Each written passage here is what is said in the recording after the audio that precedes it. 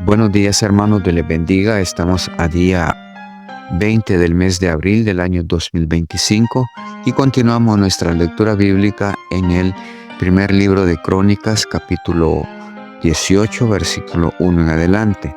David extiende sus dominios. Después de estas cosas aconteció que David derrotó a los filisteos y los humilló, y tomó a Gat y sus villas de mano de los filisteos.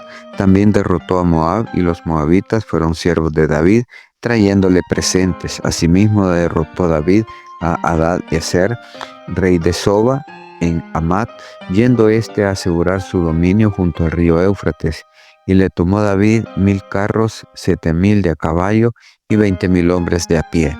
Y desjarretó David los caballos de todos los carros, excepto los de 100 carros que dejó. Y viniendo los sirios de Damasco en ayuda de Hadad-ezer, rey de Soba, David hirió de ellos 22,000 hombres.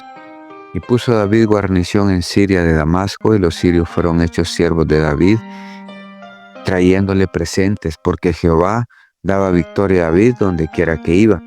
Tomó también David los escudos de oro que llevaban los siervos de Hadad-ezer y los trajo a Jerusalén.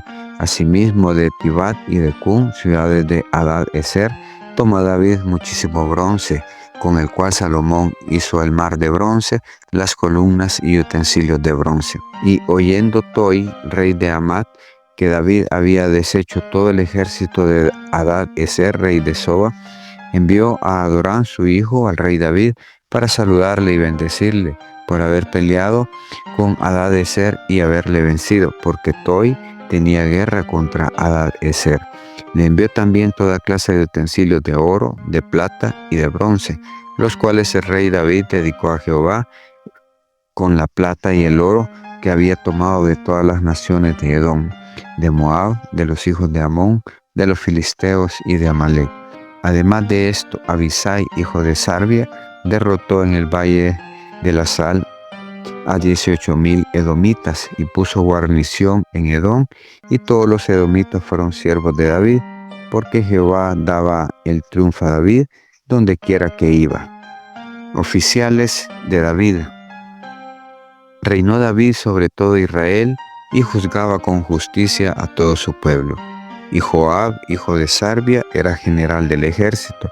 Y Josafat, hijo de Ahilud, canciller. Sadoc, hijo de Ahitob, y Abimelech, hijo de Abiatar, eran sacerdotes. Y Sapsa, secretario. Y Benaía, hijo de Joiada, estaba sobre los cereteos y peleteos.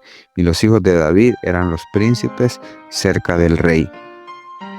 Hermanos, vemos cómo David, dice la palabra, que engrandece su reino, su territorio, va venciendo a los reyes de los filisteos, a los de Siria, y esos territorios los va adhiriendo al territorio de Israel.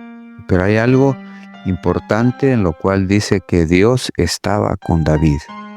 Y en todo lo que iba, en toda la batalla que enfrentaba, Dios le daba victoria. Hermano, qué bonito.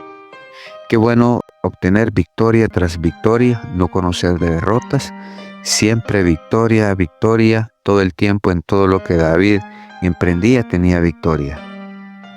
Nosotros hoy en día, a muchos nos cuesta tener victoria. Tenemos más derrotas que victorias, pero tenemos que ver cuál era el motivo por el cual David siempre obtuvo victoria. David siempre estuvo Dios cerca de él. Es porque David amaba a Dios, es porque David cumplía su palabra, es porque David hacía de acuerdo a la voluntad de Dios, no a la de él, no su gusto, no su gana, sino lo que Dios quería que él hiciera. Hermanos, la bendición viene a través de la obediencia, lo hemos dicho siempre, pero vemos cómo el ejemplo de David nos puede ayudar a ser nosotros cada día más obedientes a Dios, aprender a obedecer las cosas que Dios quiere que hagamos. Antes de emprender algo, antes de iniciar algo, ¿por qué no consultarle a Dios?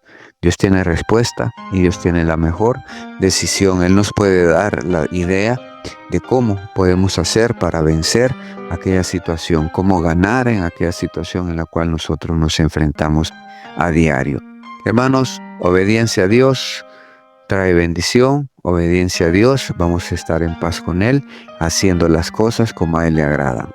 Dios no está buscando mayores sacrificios que el que obedezcamos su palabra, el que hagamos justicia, pero sobre todo que le amemos a Él.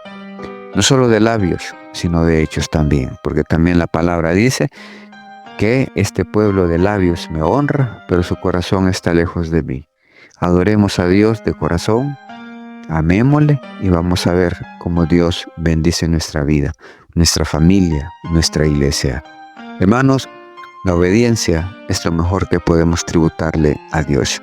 Bendiciones, hermanos. Esto ha sido un cafecito para el alma.